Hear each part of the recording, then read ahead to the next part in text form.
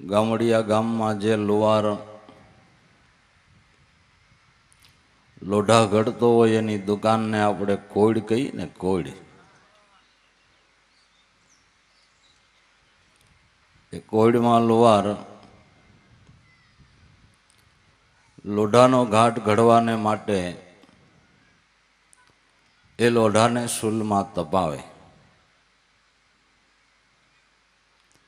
ને એ દેવતા જલતો રાખવાને માટે એક હાથથી તે ધમણ હાંક્યા રાખતો હોય. ધમણ હાંક્યા રાખે એટલે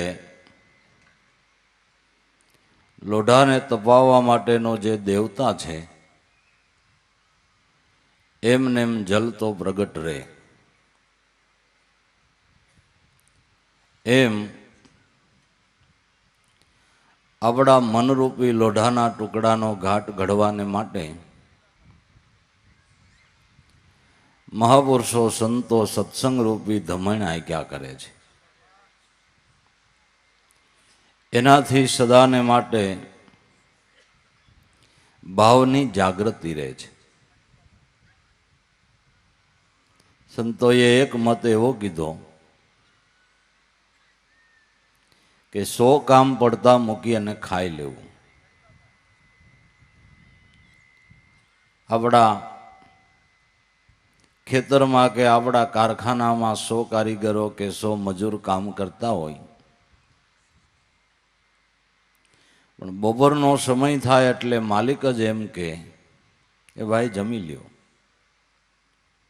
હવે જમવા બેસે એટલે માલિકના 100 કામ ખોટી થયા ને. છતાં માલિક જમવાની ના ન પાડે, કારણ કે જમવું જરૂરી છે. 100 કામ મૂકીને ખાઈ લેવું. એમ સંતો કે 1000 કામ પડતા મૂકીને એવો કોઈ યોગ થતો હોય તો ભાઈ સંતનો સમાગમ કરી લેજો. એ એક પળ જીવનમાં મોટો અલભ્ય લાભ આપી દે છે.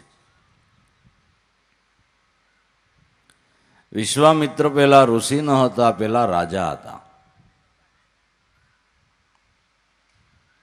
એક વખત પોતાનું લાવ લશ્કર લઈ જઈ રહ્યા હતા. એમાં રસ્તામાં વશિષ્ઠ મહારાજની પર્ણકુટી ઉપર ઉતારો કર્યો, એટલે રોકાણા પાણી બાણી પીવા. વશિષ્ઠ મહારાજે વિશ્વામિત્ર રાજાને આગ્રહ કર્યો કે આપ લશ્કર સહિત અમારી પર્ણકુટીએ રોકાઈ જાઓ અને ભોજન લ્યો. વિશ્વામિત્રએ વિચાર્યું કે હારું નાની એવી પર્ણકુટી, આવડું મોટું આ લાવ લશ્કર મારું, આ બધાના ઉતારાનું કેમ થાય, જમવાનું કોણ કરે ને કેવી રીતે બની શકે, ને આ એટલો બધો આગ્રહ કરે છે કે બસ રોકાઈ જ જાઓ, જમીને જ જાઓ. તો કેવી રીતે આ બધી સુવિધા કરી શકશે? એટલે સાયને વિશ્વામિત્ર જોવાને માટે શું કરે છે, જોવાને માટે વશિષ્ઠ મહારાજની પર્ણકુટીએ ભોજન લેવાની હા પાડી. પણ થોડી વારમાં તો વિશ્વામિત્રએ એવી રચના કરી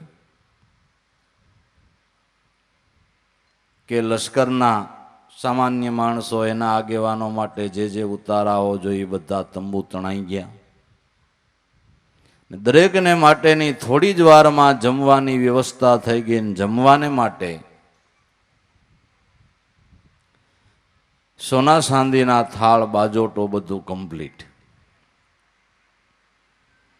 ઘડી વારની અંદર આટલી તૈયારી જોઈ અને વિશ્વામિત્રને બહુ આશ્ચર્ય લાગ્યું કે મહારાજ આ બધું શું છે? એટલે વિશ્વામિત્ર કીધું હજી આ તો કાંઈ નથી.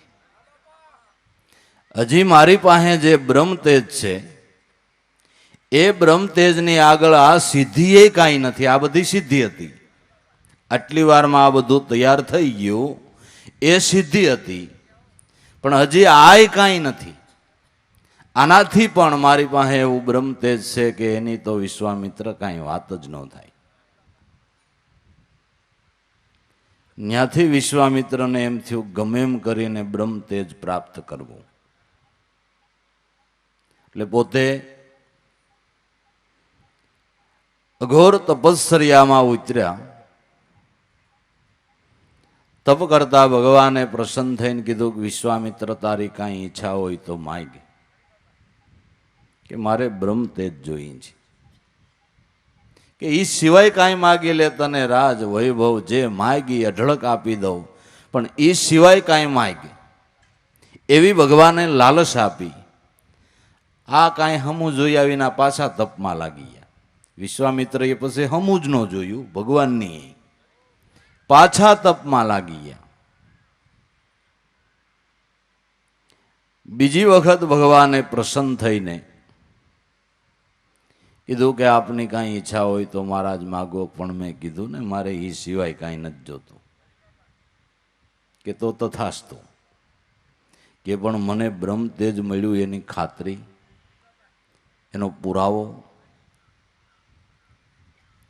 કે તમે દેવસભામાં જાઓ અને જ્યારે તમને વશિષ્ઠ મહારાજ એમ કે આવો બ્રહ્મર્ષિ, એટલે તમારે નક્કી કરી લેવું કે મને બ્રહ્મ તેજ મળ્યું.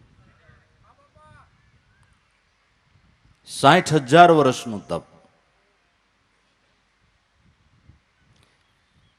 અને આટલું તપ શા માટે કર્યું? કે વશિષ્ઠએ મને આ દેખાડ્યું માટે હું તપ કરીને એને દેખાડી દઉં. ઘણા ભક્તિ દેખાડવા કરતા હોય ને, દેખાદેખી એ જગતમાં ઝાઝુ ચાલે છે. હમદર્દીથી, ભાવથી, પ્રેમથી કરતા હોય એવા તો કોક, બાકી ભક્તિ માર્ગમાં તમે જુઓ ને, જાજી દેખાદેખીઓ સમાજની અંદર હાલે છે. આપણે આવી રચના કરી દઈએ, આપણે આવું ગોઠવીએ, આપણે આમ કરીએ, આપણે એમ તેમ કરીએ. એને 500 શિષ્યો છે તો આપણે ફેલાવો કરો, 1000નું ટોળું કરો. આ દેખાદેખી બધી. હમદર્દીથી, આધીનતાથી, જીવન મુક્તિના લાભને માટે ભક્તિ કરતો હોય એવો સાધક બહુ ઓછો. તે એવો અહમ લઈ અને દેવસભામાં ગયા. વશિષ્ઠ મહારાજ તો અંતર્યામી પુરુષ હતા, સમજી ગયા કે અહમ લઈને આવે છે ત્યાં સુધી આનો અર્થ નહીં સરે. અહમ આનું ઓગાળવું જોઈએ, નગર આનું 60,000 વર્ષનું તપ પાણી થાય. એટલે દેવસભામાં ગયા. બધા આવડું મોટું તપ હતું એટલે બધાએ ઉઠીને નમસ્કાર કર્યા, બ્રહ્મર્ષિ કીધા.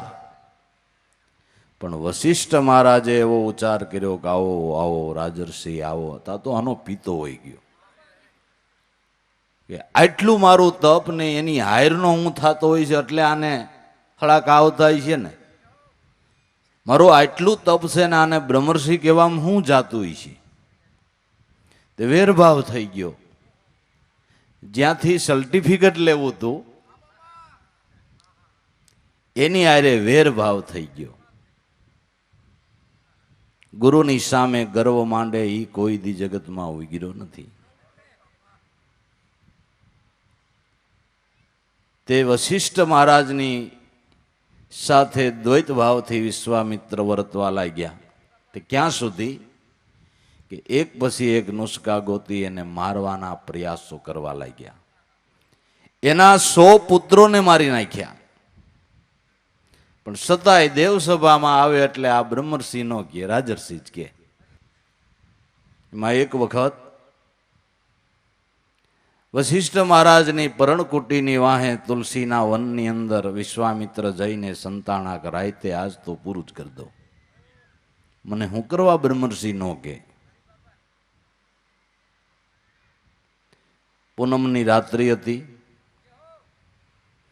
ચંદ્રમા 16 કળાએ ખીલી રહ્યો હતો, પ્રકાશ પાથરી રહ્યો હતો. વશિષ્ઠ મહારાજને એમના પત્ની અનુધંતી બેઠા છે. એના પત્નીએ કીધું પ્રભુ ચંદ્રની કળા તો જુઓ, કેવો 16 કળાએ ખીલવાનો પ્રકાશ કેવો છે. આ ચંદ્રના તેજ જેવું કોઈ પુરુષનું એવું તેજ હશે? પૃથ્વી ઉપર આવી કળા કરીને તેજ પાથરનારો એવો કોઈ તપસ્વી પૃથ્વી ઉપર કોઈ પુરુષ હશે? એટલે વશિષ્ઠ મહારાજે કીધું કે દેવી, ચંદ્ર કરતા પણ અધિક તેજ વિશ્વામિત્રનું છે, પણ થોડોક એનો અહમ નડે છે. એ અહમને ઘસવાને માટે જ્યારે જ્યારે દેવસભામાં આવે ત્યારે હું એને રાજર્ષિ કહું છું. પણ એને એમ થાય છે કે મને શા માટે રાજર્ષિ કહે છે, એનું તપ પાણી ન થાય એટલે કહું છું. તો એને માટે આપણે આપણા 100 પુત્રનું બલિદાન આપી દીધું. એનું તપ પાણી ન થાય એટલે મેં મારા 100 દીકરાનું બલિદાન આપ્યું. સંતની વિશાળતા કેટલી છે, સંતના હૃદય કેવડા છે, એની કરુણા કેવી છે, જીવને ઉગારવાને માટે કેટલો પ્રયાસ કરી રહ્યા છે. પણ એનાથી જેને ગુણ નથી બંધાતો એ જીવનો ઉગારો નથી થતો. એટલે દેવી, ચંદ્રનું તો હું તેજ છે, એના કરતા વિશ્વામિત્રના તપનું તેજ વધારે છે. એવો કોઈ પૃથ્વી ઉપર પુરુષ નથી, પણ જો એનો અહમ ગહાઈ જાય તો. આ વિશ્વામિત્ર પરણકુટીની વાહે તુલસીના વનમાં સંતાઈને મારવા બેઠા હતા, એ સાંભળતા હતા. એને એમ થયું હું તો કેવો છું, હા, આણે મારા હાટુથી મારું તપ પાણી નો થાય એટલા હાટુથી મારા ઉપર કેટલો ઉપકાર કર્યો, ને મેં દ્વૈત ભાવથી એના હારે વર્ત્યો. સીધા આવીને ચરણમાં લેટી પડ્યા કે મહારાજ, મહાપુરુષ, ધન્ય છે તમારી ધીર ધારણાને, તમારી કરુણાને હું કહું બીજું. ઓહો, દયા કરો, મારા ઉપર દયા કરો. વશિષ્ઠ મહારાજ ઊભા થઈને બથ ભરી અને કહી દીધું કે આવો આવો બ્રહ્મર્ષિ. તેદી બ્રહ્મર્ષિ કીધા, અહમ ગહાઈ ગયો, બથ ભરી લીધી. 60,000 વર્ષનું તપ જો વિશ્વામિત્રને વશિષ્ઠ મહારાજનો આટલો લવ સત્સંગ ન થયો હોત તો પાણી થઈ જાત. આટલો એક લવ સત્સંગ ન થયો હોત તો એના 60,000 વર્ષનું તપ પાણી થઈ જાત. પણ આટલા લવ સત્સંગે એ વિશ્વામિત્રને સપ્તર્ષિની હારીમાં મૂકી દીધા. આટલા એક લવ સત્સંગે, પેલો લવ સત્સંગ પોતાનું લશ્કર લઈને ગયા ને વશિષ્ઠ મહારાજનો થોડોક થયો, ને બીજો આ થયો. એટલા સત્સંગે વિશ્વામિત્ર મહાન ઋષિ થયા. આવો સત્સંગનો લાભ છે, આવો સત્સંગનો મહિમા છે. સત્સંગ મહિમાનું વર્ણન કરતા જેનો શેષ ન પાવે પાર. લાખો કરે નિત લાલસે એની, અંતરથી વારંવાર કરે છે વેદવાણી પોકાર, જગતમાં સત્સંગની છે બલિહાર. વેદવાણી પોકારે પોકારીને કહે છે કે ભાઈઓ, તમે ભક્તિપદ મોક્ષપદની સમજણ લેવાને માટે કોઈ જ્ઞાની ગુરુનો સંગ કરો, સત્સંગ કરો. મનનો કુસંગ છોડાવો. મનનો કુસંગ શેનાથી છૂટશે? કે મહાપુરુષના સત્સંગથી. જે મનને ઇન્દ્રિયોનો સંગ છે, એના કાર્યોનો સંગ છે, દેહનો સંગ છે, વિષયોનો સંગ છે, આ મોટામાં મોટો મનને કુસંગ લાગુ પડ્યો છે. આ મનનો કુસંગ મહાપુરુષોના સમાગમે કરીને, સત્સંગે કરીને મનનો કુસંગ છૂટે છે. આપણું શાસ્ત્રોક્ત કે વેદોક્ત કોઈ પણ નાનું મોટું કર્મકાંડ હોય, કોઈ વિધાન હોય, એની શરૂઆત શેનાથી થાય? તમે એક સત્યનારાયણની કથા જ કરો તો તો એની શરૂઆત ક્યાંથી થાય? ગોરબાપા આવીને પહેલા તમને શું કહે? છોકરા નાયો, પૂજાનો ટાઈમ થઈ ગયો. એ ગોરબાપા નાયો નથી. નાઈલે હમણાં માણસો ભેળા થઈ જાય છે, પૂજામાં ઘણી વાર લાગે, પણ નથી નાયો ને ગોરબાપા એમને કરાવવા મંડો ને એમાં હું ફેર પડી જાય? એટલે આવા ને આવા. અરે નાયા વગર પૂજા થતી છે કે કરાવવા મંડો? નહીં થાય તો નહીં કરું. એમ નહીં, આ તો બાંભા જેવું લાગે છે. નાવું જ પડે, નાયા વગર પૂજા થાય નહીં. પણ શું કામ ન થાય? જો એ ગોરને ખબર હોય તો જવાબ દે, નકર ગોર એટલું કે નાવું જ પડે. એ શાસ્ત્રમાં લખ્યું, નાયા પછી પૂજા થાય. નાવું શું કરવાને? નાવું એટલે પવિત્ર થવું. પવિત્ર થયા વિના ભગવાનના સાનિધ્યની અંદર જઈ શકાતું નથી. પવિત્ર થયા વિના ભગવાનના સાનિધ્યમાં જઈ શકાતું નથી. એકેલા મોટો કોઈ બિઝનેસમેન માણસ હોય તો એની ઓફિસે જવું હોય તો એ માણસને કાંઈક ઠીકઠાક થઈને જવું પડે. કોઈ અધિકારીને મળવા જવું તો કાંઈક થોડુંક વ્યવસ્થિત થઈને જવું પડે. લગર વગર લુગડે જાય પટાવાળો જ કાઢે. તારા જેવાનું આ ઓફિસમાં ખોટા કામ જ ન હોય, જવા દે.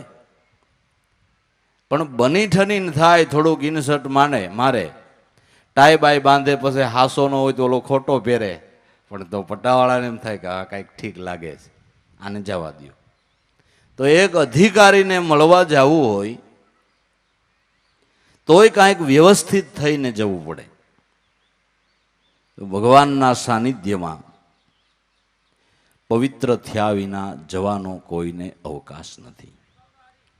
પવિત્ર થયા વિના ભગવાનના સાનિધ્યમાં જઈ શકાતો નથી. પણ નાયા એટલે તો દેહ કરીને આપણે શુદ્ધ થયા. દેહની શુદ્ધિ એ પવિત્રપણું નથી. દેહની શુદ્ધિ એ પવિત્રપણું નથી. મનની શુદ્ધિ એ પવિત્રપણું છે. તો મનની કોર પલ્લે, મન ભીનું થાય એવું જળ કોઈ ઘાટમાં નથી. તમે વિશ્રામ ઘાટમાં નાહ્યા હો, ત્રિવેણી ઘાટમાં નાહ્યા હો, કે એવા જે તીર્થો કહેવાતા હોય ત્યાં નાહ્યા હો, એ મહાપુરુષોએ કીધું જ્યાં જાવ ત્યાં એક જ પાણી, એક જ પથરા, એક નાવન કા આરા. પણ એક મુહૂર્ત મેં એસી દેખી જેના રામકૃષ્ણ પુજારા, ભર મેં મત ભૂલો ને ગેમારા, તમે પ્રેમેથી જોઈ લ્યો પ્યારા. જ્યાં જાવ ત્યાં એક પાણી, એક પથરા. શેત્રુજીનું લ્યો તોય ભલે, ને ગાગડિયાનું લ્યો તોય ભલે, અને ગંગાજીનું લ્યો તોય ભલે, જળ તો એક જ છે. કોઈ પૃથ્વી ઉપર એવો ઘાટ નથી, એવું કોઈ જળ નથી કે જે મનની કોરને પલાળી શકે. તો મનની શુદ્ધિ થાય તો જ પવિત્રપણું પ્રાપ્ત થાય. મનની શુદ્ધિ વિના પવિત્રપણું પ્રાપ્ત થતું નથી. અને આ જળમાં નાવાથી જો મન પવિત્ર થતા હોય તો જે જઈને હરિદ્વાર સુધી ઘણા વૈયા ગયા, ગંગાજીના ઘાટમાં નાહ્યા આવ્યા, એ તો પછી હોજા ન થઈ ગયા હોય.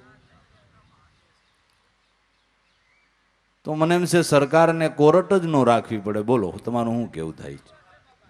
એક ખાતું બંધ થાય થાલા એને એટલા પગાર તો ઓછા દેવા, અને ઓમય હેલું. ક્યાંય આપણે સમાચાર મળે સોસાયટીમાં કે આડોશ પાડોશમાં કે આ ઘરમાં બધા બહુ કજિયો કર્યા કરે, એને ફાળો કરી દેવાય, ગંગાજી મોકલી દેવાય. રબોળી આવે ને હોજા થઈને આવે, પણ ક્યાંય ભાળ્યું તમે? એ જાત્રાથી બસ આવે એટલે પછી નો હોય ને હામૈયા કરવા પડે. હામૈયા થઈ જાય ને 2-3 દી થાય, તી કેડે ખબર પડે કે આવડા ન્યાય બાંધીને આવ્યા છે. અમે નથી બોલતા, ગંગાજીએ બાંધીને આવ્યા. હે અબોલા થઈ ગયા. એ કોઈ પાણી મનની કોર પલાળતું નથી. મનની કોર પલાળવા માટેનું જળ મહાપુરુષોના અનુભવથી વહેતી ગંગધાર છે. મનની કોર, મન ભીનું, મનનો મેલ મહાપુરુષોના અનુભવથી જે જ્ઞાન ગંગાની ધારા વહે છે તે મનને નિર્મળ અને પવિત્ર કરી દે છે. જ્ઞાન ગંગામાં નાઈ લે પ્રાણી થઈને જાકમ જોડ. એ મહાપુરુષની જ્ઞાન ગંગામાં તરબોળ થઈને નાઈ લે. તરબોળ થવું એટલે એક એક શબ્દને સુરતી વર્તીથી ધ્યાન રાખીને ઝીલવો. એક શબ્દ ધ્યાન બારો નવ યોજાય. મહિમા સહિત સાંભળવું. સાંભળવામાં તફાવત છે. ભાગવતનું જો તમે કોઈ દી માયતમ સાંભળ્યું હોય, વ્યવહારિક રીતે ગયા હોય તો કાંઈ બહુ ધ્યાન ન હોય. ભાગવતનું જો માયતમ કોક દી બરાબર સાંભળ્યું હોય તો એના મહાત્મયની અંદર એવું લખવામાં આવ્યું છે કે ગોકર્ણ એના ભાઈ ધંધુકારીને અસરગતિ પ્રાપ્ત થઈ હતી, એટલે એની ગતિ કરવાને માટે શ્રીમદ ભાગવતની કથા કહી.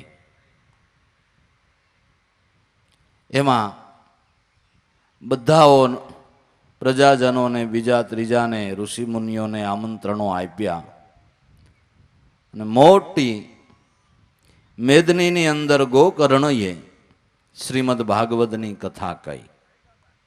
જ્યાં સત્સંગ હોય, જ્યાં કથા હોય, ત્યાં દરેકને ભાવથી આમંત્રણ આપવું. એ પણ ભાગવતમાં લખ્યું છે કે અમુક અમુક ઋષિમુનિઓ નહોતા આવતા, એને પણ ભૃગુ ઋષિ જઈને સમજાઈ આવ્યા અને કથામાં બોલાઈ આવ્યા કે જરૂર તમે આવો. આમાં પાન કરવા જેવું છે, આવવા જેવું છે, આ રસ લીધા જેવો છે. એવી રીતે કથા કહી. કથા પૂર્ણ થઈ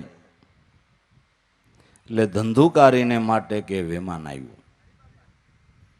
એટલે ગોકર્ણએ કીધું કે ભાઈ સાહેબ, કથા બધાય સાંભળવા બેઠા, એ બધાયને સ્વર્ગમાં આવવાનો ભાવ જ હતો, એક જ વિમાન કેમ લેવા? હામટાલી આવવા તો આ બધાયની તૈયારી જ હતી, તમે એક વિમાન કેમ લાવ્યા? એટલે પાર્ષદોએ કીધું કે સાંભળવામાં ફળનો તફાવત છે. જે ધંધુકારીએ સાંભળ્યું અને બીજાએ સાંભળ્યું, એ બેયના સાંભળવામાં ફળનો તફાવત છે. શું તફાવત છે? કે ધંધુકારીએ 7 દિવસ ઉપવાસ કરીને એકાગ્ર ચિત્તથી કથાને સાંભળી છે, એટલે એને માટે વેમાન છે. એટલે આપણે એવું નક્કી કરીએ કે જો આપણે સ્વર્ગમાં જવું હોય ને વેમાનમાં બેહીને એ લાભ લેવો હોય તો આપણે 7 દિવસ સુધી ઉપવાસ કરવો જોઈએ અને ભૂખ્યા રહીને કથા સાંભળવી જોઈએ. પણ મને એમ છે 7 દી ભૂખ્યા રહ્યો તો કથામાંય રસ ન રહે. તમને કેમ લાગે? સા મોડો આવે તો અહીંયા ધ્યાન જાય. યાર 10 વાગે શરબતવાળા ને સાવાળાને આવે છે, આ કેમ હજી નહીં આવતા હોય? અને 7 દીનું લાંઘણ હોય તમે સાંભળી લ્યો એમને. વાતમાંય માલ નથી. મિત આહારી રહેવું એ બરાબર છે કે આપણે કોઈ સત્સંગમાં કે કથામાં બેસવું હોય તો આહાર અલ્પ કરીએ એટલે શરીરમાં અરુચિ ન થાય, બંગાસા ઓછા આવે, સુસ્તી ન રહે. એટલા માટે મિત આહારી રહેવું એ બરાબર છે. પણ ઉપવાસ, ઉપ એટલે નજીક અને વાસ એટલે રહેવું. ઉપવાસનો અર્થ ઉપ એટલે નજીક, કે ભાઈ આ અમારે સરપસ ને આ ઉપસરપસ. ઉપસરપસ એટલે સરપસની નજીકમાં રહેવા વાળો માણસ, મંત્રી ને ઉપમંત્રી, મંત્રીની નજીક રહેનારો માણસ. એમ ઉપ એટલે નજીક અને વાસ એટલે રહેવું. નજીક વાસ કરીને સાંભળવું. કે તો વક્તા હોય એને ગોઠણ દબાવીને બેસી જાય, નજીક નો કહેવાય. એમ નહીં, એમ ગમે એટલા નજીક હોય પણ ચિત્તવૃત્તિ જો ભમતી હોય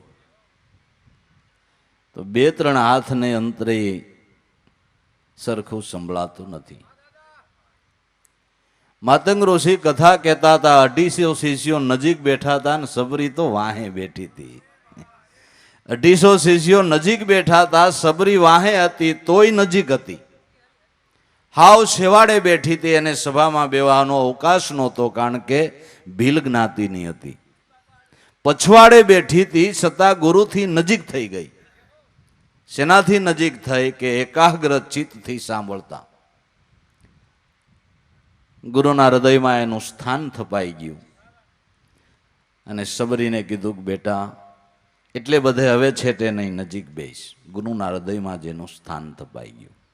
એટલે એકાગ્ર ચિત્તથી સાંભળવું, વિષય ઉપર બરાબર ધ્યાન દેવું, સાંભળ્યા પછી એનું મનન કરવું ને મનન કર્યા પછી એનો જેટલો થાય એટલો અભ્યાસ કરવો. શ્રવણ મનન નિધિધ્યાસ કરવું મુમુક્ષજને સદાય. મુમુક્ષજન એટલે પ્રાપ્તિની જે ઈચ્છાવાળો, મુમુક્ષ એટલે જે પ્રાપ્તિની ઈચ્છાવાળો સાધક છે એણે શ્રવણ મનન અને નિધિધ્યાસ કાયમને માટે કરવો. તો ધંધુકારી એવી રીતે નજીકથી સાંભળ્યું તો એની હાથ કાંતળી ફાટી, હાથ ગાંઠો છૂટી ગઈ. હાથ ગાંઠો એટલે આ 7 ઇન્દ્રિયોની ગ્રંથિ.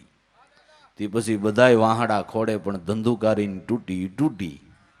તે પછી કોઈના વાહડા ફાટ્યા નથી. કોટા કાઢી ગયા હોય કદાચ પાણી પાઈને લીલો હોય તો, પણ કોઈની ગાંઠ તૂટી એવો તે પછી દાખલો નથી. એ ગાંઠ તો કોઈ સુખદેવજી જેવા સમર્થ ગુરુ મળે અને એકાગ્ર ચિત્તથી ધંધુકારીની જેમ સાંભળે તો જરૂર આ ગ્રંથિઓ છૂટી જાય. અને ગ્રંથિઓ છૂટી જાય, એકાગ્ર ચિત્તથી સાંભળે એને માટે વિમાન. વિમાન એટલે આકાશમાંથી આમ આ ઉડે છે એવું કોઈ વિમાન આવે ને લઈ જાય એ કલ્પના ખોટી છે. અને આપણી બધાની કલ્પના એવી જ છે કે ભગવાનનું ધામ આ એક આકાશનું ડગલું એવા હાથ એની ઉપર ન્યા ઠેઠ ભગવાન રહે છે. ન્યા આપને પછી સારા કામ કર્યા હોય ને સારું બધું કર્યું હોય ને સારી રીતે માળા ફેરવી હોય ને માળા કરીને એમ કરતાં કરતાં મરીને તે કેડે આપણા હાટું વિમાન આવે ને વિમાનમાં બેહારીને ન્યા લઈ જાય. અરે ભાઈ આયના થોડુંક ઊંચું જાય તો ઓક્સિજન જોઈ શું લઈ જાય હે? પણ તોય ગપ્પા મારે, ગપી તોય મૂર્ખ માની લે. તપાસ નહીં પોતાના તનની એટલે ખરા ને ખોટું કહે. ને આપણી કલ્પના બધાની એવી જ છે. કોઈ વૃદ્ધ બાબા ગુજરી ગયા હોય અને એને પૂછે હે તમારા બાપા શું કરે નથી ખબર? એ તો ગયા ક્યાં? આમ જ બધા સીંધે. એટલે જાણે કેમ આમ જાતા હોય આકાશની ભગવાન પાસે. ક્યાંય ગયા? ભગવાન પાસે. એટલે ભગવાન તમને એવું લાગે છે કે આકાશની ઉપર રહેતા હોય? ભાઈ એ તો આઈના આટા મારે પણ નજરમાં કોક નરસિંહ મહેતા જેવાને મીરા જેવાને આવ્યા હે. આઈના આટા મારતા પણ કોને નજરમાં આવે હે? એટલે વિમાન એટલે જે એકાગ્ર ચિત્તથી સાંભળે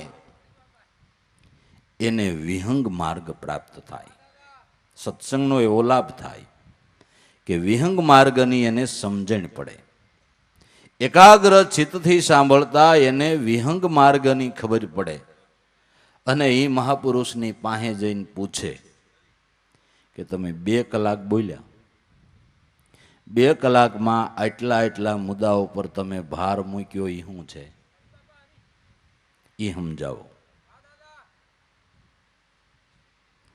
ઉગારામ દાદા ને પુંજા બાપા ને અર્જુન બાપા જ્યારે આ લાભો દાદાની નાની ઉંમરને ગામડે સત્સંગ કરવા જતા હતા એને એમ કહેતા કે તમે ગમે ગામમાં સત્સંગ કરવા જાઓ, 1 વાર જાઓ, 2 વાર જાઓ, 3 વાર જાઓ, તમને પડખે ચડીને કોઈ પૂછે નહીં કે સત્સંગમાં આટલી વાત મુદ્દાની હતી એ શું છે, હાલો અમારી ઘેરે જરાક ચા પાણી પીને એ વિશે થોડુંક સમજાવો તો એના સામું ધ્યાન દેજો.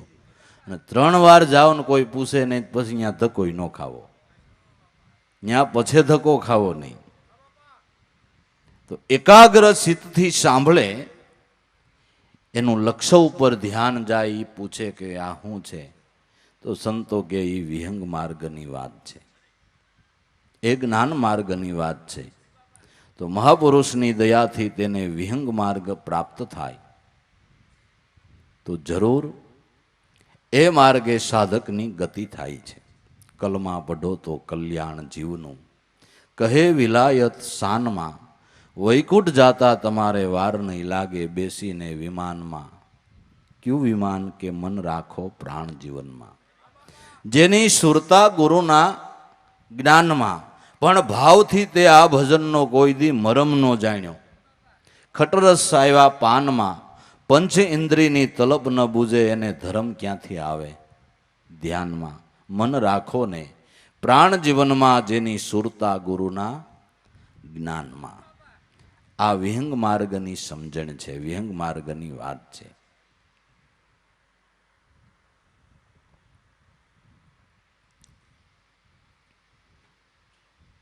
તો એ ધંધુકારીનો એ વિહંગ માર્ગ પ્રાપ્ત થતા એની ગતિ થઈ, એનો ઉદ્ધાર થયો. જો અંધુકારી ધંધુકારી જેવાનો સત્સંગે કરીને ઉદ્ધાર થયો હોય તો આપણો જરૂર થાય, પણ ઝાકમ જોડ થઈને નાવું જોઈએ, એકાગ્ર ચિત્તથી સાંભળવું જોઈએ. જ્ઞાન ગંગામાં નાયલે પ્રાણી થઈને ઝાકમ જોડ, વિવેક રૂપી વારી લઈ તું નાયલે માથા બોળ. વિવેક દ્રષ્ટિથી જો સત્સંગ થાય તો જ સાધકને લાભદાયી થાય છે. વિવેક દ્રષ્ટિ વિના સત્સંગ કરે તો લાભદાયી થતો નથી. વિવેક રૂપી વારી લઈને ક્યાં મુદ્દા પર વાત કરી, આ ક્યાં ભાર મૂક્યો, શું કહેવા માગે છે, એ નિત્યના સમાગમે કરીને જ્યારે એવી પારક દ્રષ્ટિ કરે, નકર સાધક ઉલટ સુલટ સમજે. ઉલટ સુલટ સમજે તો સાંભળવાનો કોઈ હેતુ રહેતો નથી, કોઈ અર્થ રહેતો નથી. સાંભળવું એટલે જઈને બેહી જાય કાનનો સભા સાંભળવાનો, એટલે જે બોલાય એ સંભળાય, એમ થોડું પૂરતું છે, એમ પૂરતું નથી. પણ જે વિષય ઉપર વક્તા કહેવા માગે છે એ વિષયને યથાર્થ રીતે સમજવો, કિનાર કરતાંય સમજનાર મોટો છે. એવા સમજવા વાળા દાસ મળવા દુર્લભ છે. અખા ભગતે કીધું કે અમરલોક નિજ ધામ નિર્ગુણ, ત્યાં છે એનો વાસ. ભૂતનાથ શરણે ભણે અખયો, આ વાતને સમજે એવા મળવા દુર્લભ દાસ. સદગુરુ તો કાગળ લખે, પણ એના વાસનહારા કોક કોક વિરલા જવરલા, એમ સદગુરુ કાગળ લખે. ગુરુ તો સંદેશો આપે, પણ એને સમજવા વાળા કોક કોક વિરલા જવરલા છે. જેની પાસે પારક દ્રષ્ટિ નથી તે આ શબ્દની કિંમત ન કરી શકે, એનો મહિમા ન સમજી શકે. એટલે વિવેક દ્રષ્ટિથી સત્સંગ કરવો, વિવેક દ્રષ્ટિથી સાંભળવું, જિજ્ઞાસાથી સાંભળવું, અને કોઈ શબ્દ ન સમજાતો હોય તો એને પોતાની પેટીમાં મૂકી દેવો, યાદ રાખીને. બીજી વખત કોઈ એવી સત્સંગની પળ આવશે અને થોડીક આપણી બુદ્ધિની પરિપક્વ અવસ્થા આવશે, એટલે જે નહોતો ને સમજાતો એનો જવાબ તરત જ થઈ જાય. પણ ન સમજાય એટલે આમાં કાંઈ ઠીક નથી લાગતું એમ જાણીને એ વાતને કાઢીનું નાખવી, એને હાંચવી રાખવી. આ વિવેક દ્રષ્ટિવાળો સત્સંગ કહેવાય. આવી રીતે સાંભળવાનું.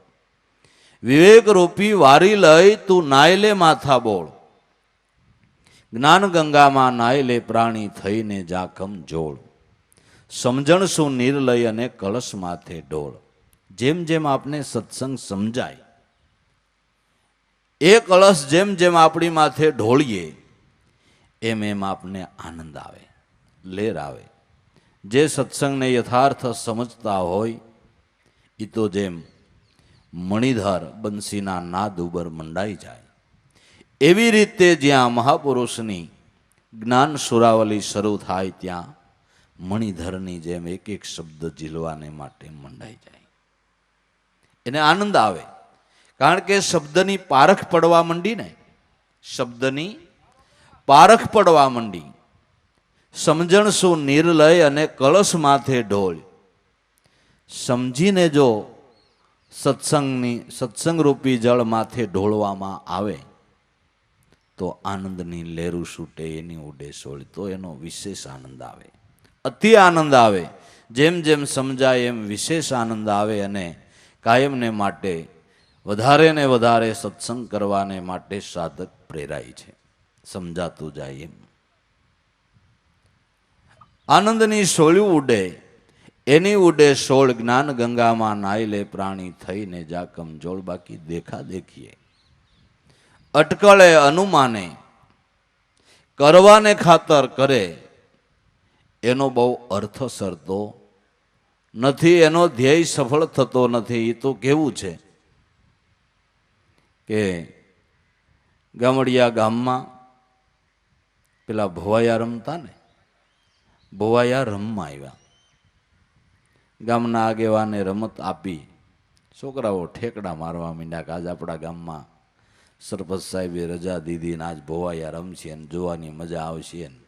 ઘીરે ઠેકડા ઠેકડ કરીને વાતું કરવા માંડ્યા. વૃદ્ધ ડોશીમાં દેખાય માન જરાક અને સાંભળવામાં ધબ જેવું, પણ બહુ છોકરા રાયડું નાખવા માંડ્યા. એટલે હું છોકરા એટલા બધા રાજી થયા છો? એટલે છોકરે કાનમાં કીધું, માં આજ ભોવાયા રમવાના છે. રમતની હા પાડી એટલે અમે રાજી થઈ ગયા, જોવાની મજા આવશે. હા ગગા બહુ સારું, લે તે એમ કરજે ને મારો ખાટલો મોર નાખી નહીં. કે પણ માં ન્યા જઈને તમે શું કરશો? બે લાઈન બંધ છે. વન વે હોય તોય ઠીક, પણ બે બંધ.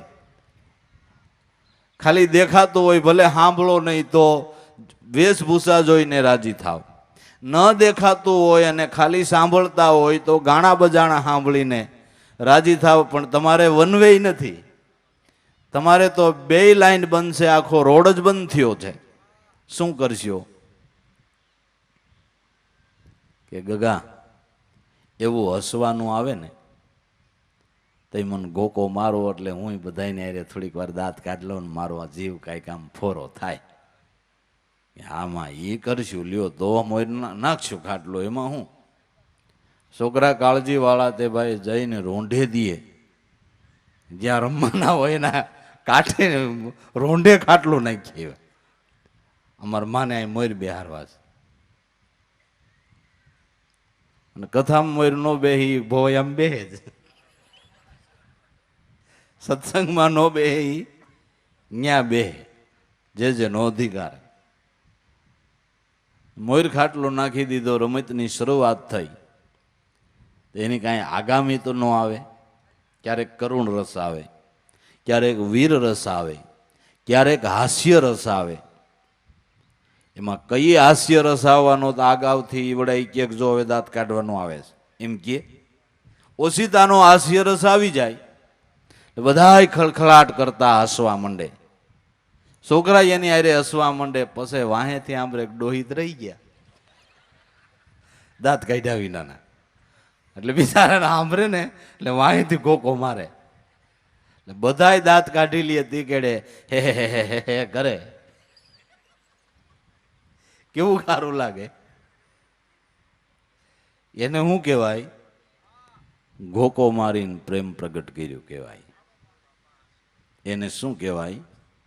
ગોકો મારીને પ્રેમ પ્રગટ કર્યો કહેવાય. પણ પોતાના અનુભવથી જે વાત સમજવામાં આવે એનો આનંદ જુદો છે. એટલે માટે એ પારક દ્રષ્ટિ પણ નિત્યનો સંતોનો સમાગમ કરતા, મહાપુરુષની કૃપા દ્રષ્ટિ ઢળતા આ સમ્રાટ જ્ઞાન છે ભાઈ. ગહન વિષય છે વેદ ઉપરનું વેદાંત. બાકી મનોરંજનની વાતોમાં તો બધાયને મજા આવે ને બધાયને ગમે, પણ વેદ ઉપરનું જે વેદાંત જ્ઞાન એમાં મનને રુચિ નથી થતી. એનું કારણ કે જેમ સમજાવવું જોઈએ એમ સમજાતું નથી, એટલે નથી થતી.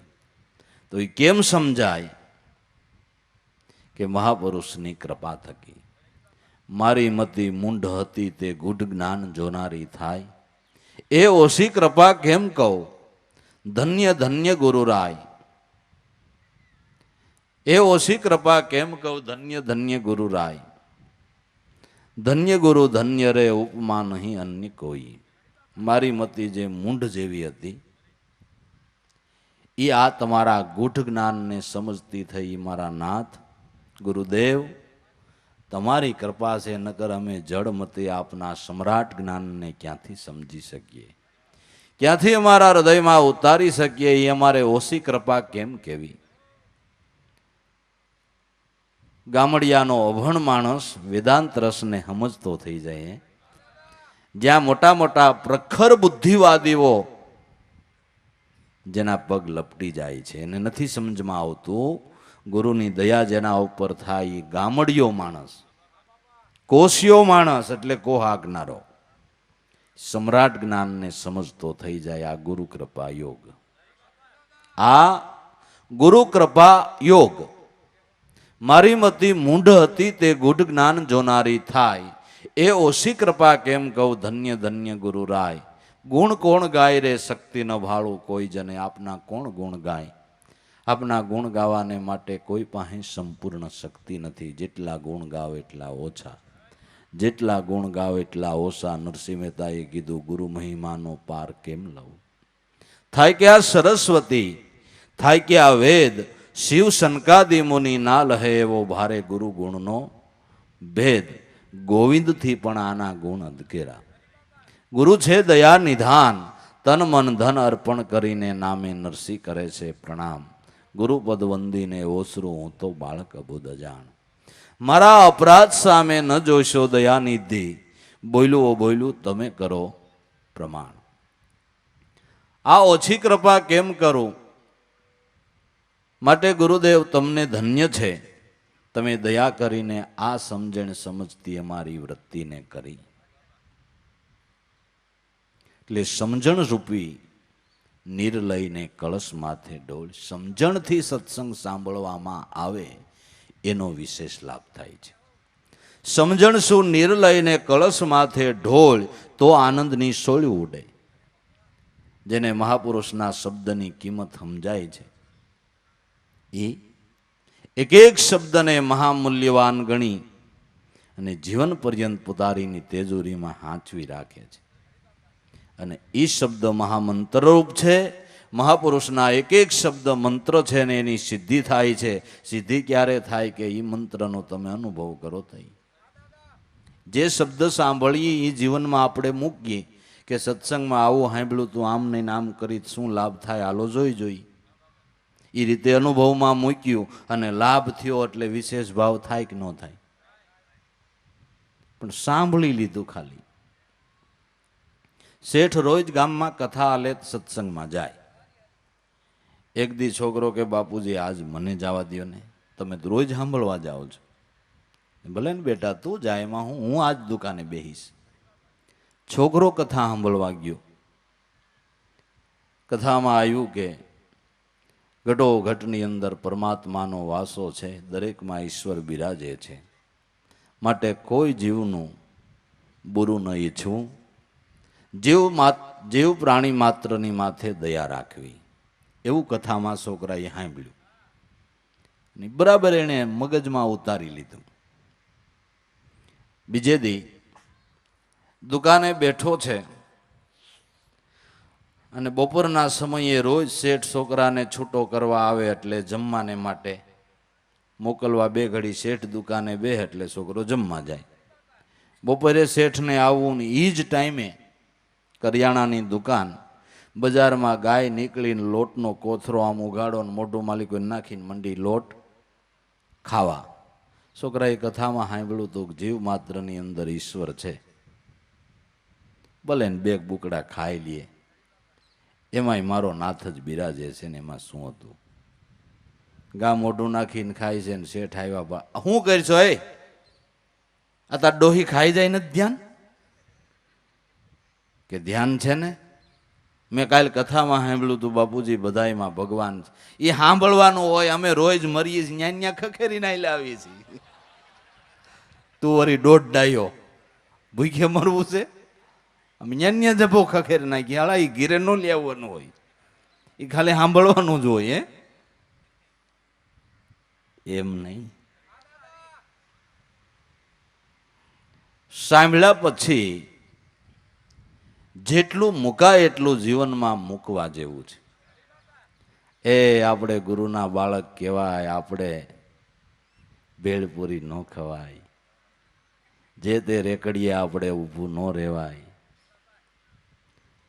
ન જોવાના ચિત્રો આપણે ન જોવાય, ન ફરવા જેવું હોય ત્યાં આપણે એવા સ્થળ ઉપર ફરવા ન જવાય. વૃત્તિ બગડે, મન બગડે, ત્યાં ગુરુના બાળકે આટા ન મરાય.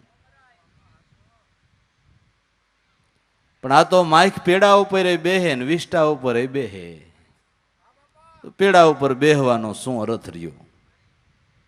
બે ખાય, હારોય ખાય ને ભૂંડુય ખાય તો એનો અર્થ શું રહ્યો? 2 કલાક સુધી તમે સ્નાન કર્યા કરો ને 2 કલાક કરે પાછી શરીર ઉપર ધૂળ ઉડાડો તો 2 કલાક સ્નાન કરવાનો અર્થ શું રહ્યો? 2 કલાક 3 કલાક સત્સંગમાં જઈએ આપણે સાંભળીને પાછા આગેરાગ જઈને તરત ધૂળ ઉડાડી તો સાંભળવાનો અર્થ શું રહ્યો? એનો હેતુ શું રહ્યો? માટે કંઈક વર્તમાન તો પાળવું જોઈએ ને, રેણી તો પાળવી જોઈએ ને. ગુરુની રેણી અગમ અપારા તા ઘર ઉગ્યા સૂર, પડી જાય બુંદ જો ગુરુ ચરણમાં તો એના થાય હવા કરોડના મૂલ. ગુરુની રેણી પાળી, એના નામ ઘેર ઘેર ગુંજે છે, એનો મહિમા જગતમાં છે, એનો જગતની અંદર પ્રકાશ પડે છે, એનો ઉજાસ પડે છે, એના જીવન ધન્ય બને છે. તો આપણે સામાન્ય રેણીમાંય ઘટતા હોય ને સામાન્ય રેણીમાંય આપને વારે વારે ભલામણ કરવી પડે, આપણા બાનાને કલંક લાગતું હોય એવું લાગે છે. ગુરુના બાળક સર્વગુણ સંપન્ન હોવો જોઈએ, જેમાં કાંઈ ઘટતું નહીં એવો સર્વગુણ સંપન્ન ગુરુનો બાળક હોવો જોઈએ. એની રેણી કરણી દેખાય રહીએ અને સદગુરુ શરણ લીધા પછી પાડોશમાંથી કોઈક પૂછવા આવવું જોઈએ કે તમને કોઈક સમર્થક ગુરુ મળ્યા હોય, તમારા વર્તન ફરી ગયા, તમારી રેણી ફરી ગઈ, તમારા ભાવ ફરી ગયા. કોક પાડોશમાંથી પૂછવા આવે તઈ એમ માનવું કે આપણી ગાડી કાંઈક હવે પાટા ઉપર જાય છે. કોક પૂછવા આવવું જોઈએ, પણ એવું વર્તમાન કરીએ તે ગુરુ નહીં ગાળ બેહે ભાઈ. હે, ગુરુ નહીં ગાળ બેહે. માણાને જ ખબર નથી, કોઈ સંત કાંઈ એવું ખરાબ કરવાનું શીખવાડતા ન હોય પણ લોકો તરત શું કહે તને ભાળ્યો ને તારું ગુરુ ભાળ્યો, પણ ગુરુએ આ પાઠ નથી ભણાવ્યો કાંઈ. પણ તોય લોકો તો કે જ, કારણ કે તમે જેનું બાનું ઓઢ્યું છે. ધણી એની ઘરવાળી ન કહેતો એક તારે જેમ તેમ ન બોલવું, ન બાંધવું, પણ ઘરવાળી બોલે એટલે ધણીને લાસન લાગે. તો ઘરવાળી નણંદના મેણા ખાય, દેરના મેણા ખાય, હાહરાનો ઠપકો ખમે, સાસુનો ઠપકો ખમે, હું કરવા ધણીની આબરૂ હાંચવા હાટોથી. તો સદગુરુ આપણા ધણી છે, ભલામણા કાંઈ ખમી ખાવું પડે તો ખમી ખાઈ લેવું, પણ આપણા શિરતા જ ધણી, માથાના મુંગટ મણી, જેણે આપણા હારુથી હૃદયને નિસોવી નાખ્યા હોય, એના જીવન ઉપર ડાઘ પડે એવું વર્તમાન આપણું ન હોઈ શકે. કહેવાતા હોય સત્સંગી સામાન્ય ભાગો પાડવામાં એ બોલા કરતા વધારે બાંધતા હોય, કારણ કે જ્ઞાન હોય ને, એની પાસે જ્ઞાન હોય, પાછા બ્રહ્મ જ્ઞાની હોય તો બધી વધારે બાંધે. હે, જવા દો, થોડુંક છોડી દો, ત્યાગે સો આગે ને માગે ત્યાંથી ભાગે. આ સિદ્ધાંત છે. અને એક વાત પાકી કરી લેવી કે આપણું છે એ લૂંટાય નહીં, લૂંટાય આપણું નહીં. તમારું છે એ જગતમાં કોઈ લઈ જવાનું જ નથી. નહીં હોય એ ગમે એમ હાંસવશો, ગમે એમ જતન કરશો. મૂકવાવાળા પરદેશની બેંકોમાં મૂક્યા, ન્યાય શહેરમાં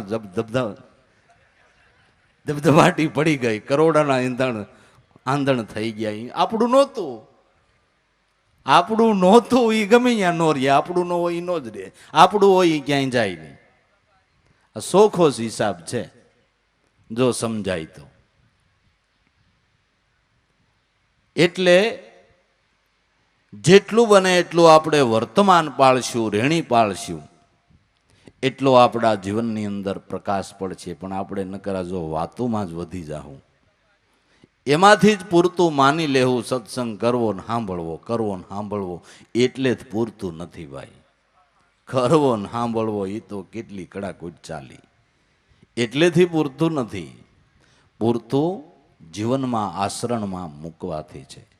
તો ગુરુના બાળકે જ્યાં ત્યાં બેસાય નહીં, જે તે ખવાય નહીં, જ્યાં ત્યાં ઊભું ન રહેવાય, એવા માણસનો સંગ ન કરાય.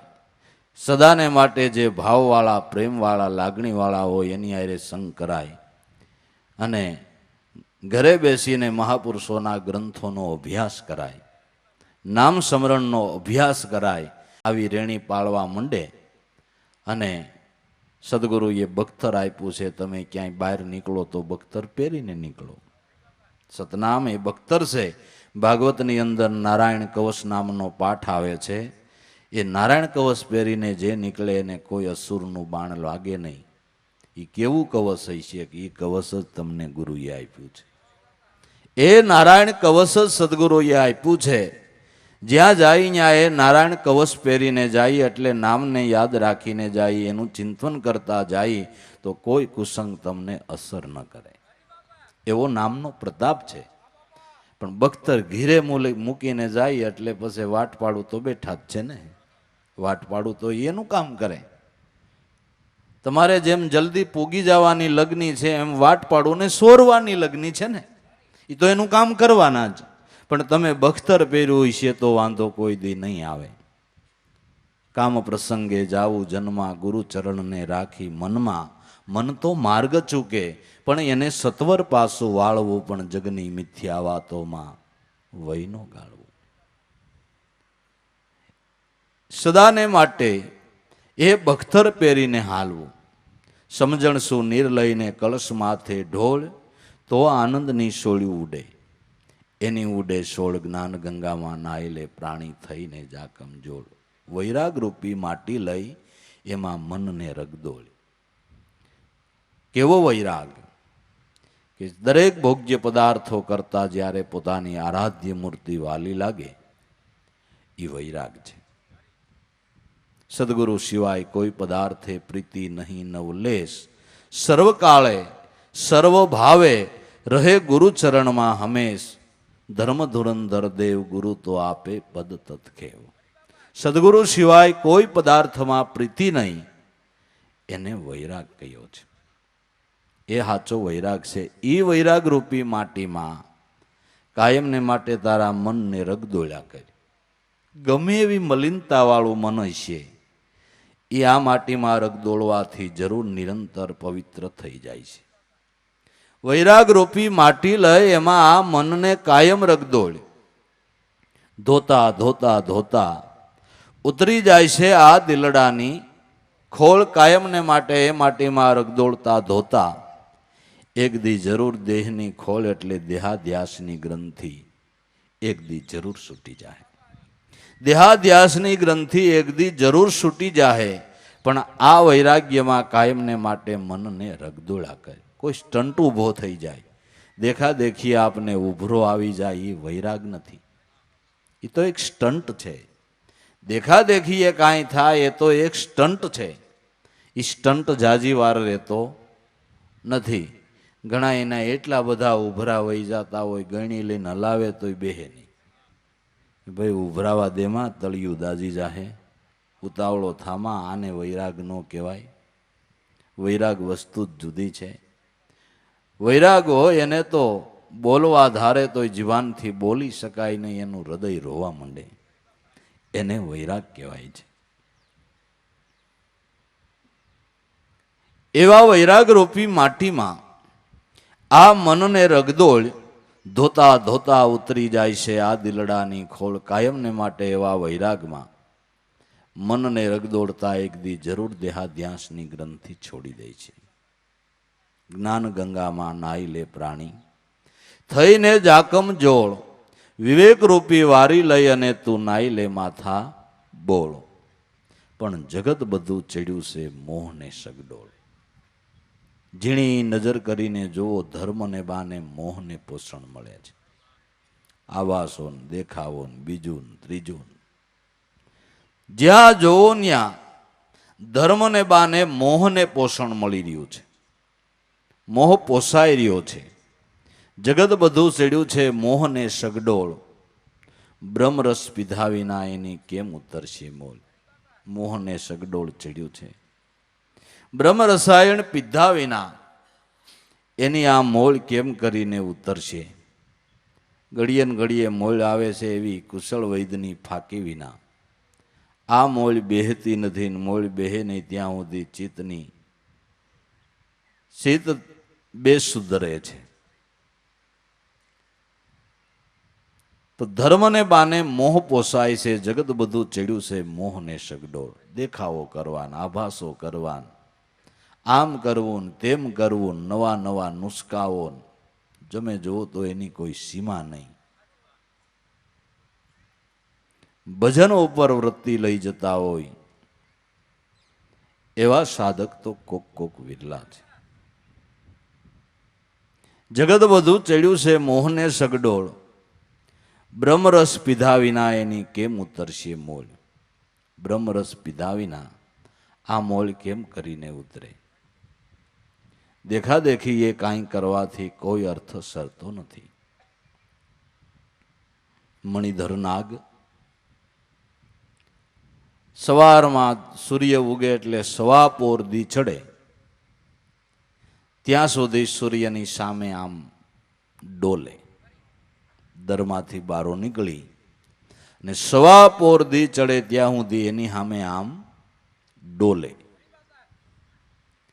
તે રાફડામાં બીજી એક પડખે બાંડી ઘોરીએ. આ ડોલે એટલે એ દરમાંથી બારી નીકળીને બે ટાંગા ઊંચા કરીને એ આમ આમ આમ આમ આમ આની હારો હાર મુંડાઈ. એક મુસાફર અખા ભગત જેવો રસ્તા ઉપરથી પસાર થયો.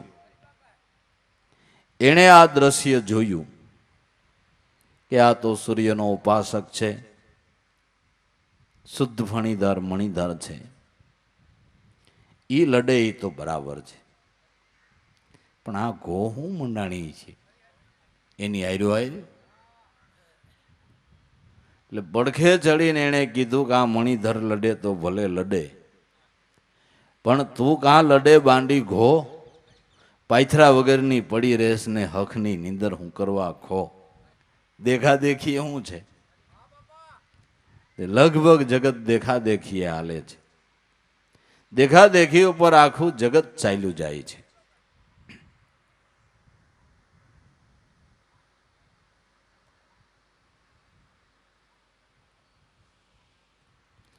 પણ તોરલબાઈ કે દેખાદેખી કરવા જાય ઈ નર તો અધૂરિયા કહેવાય. હાથમાં દેવોને કુવે પડવા જાય શ્યાર યુગની વાણી તોરલબાઈ ગાય. આવો આવો જેસલ રાય આપણે પ્રેમ થકી મળીએ, જેણે પૂરા સાયદા હોય ન્યા જઈને ભળીએ. દેખાદેખી કરવા જાય એ તો અધૂરિયા કહેવાય. એ હાથમાં દીવોને કુવે પડવા જાય.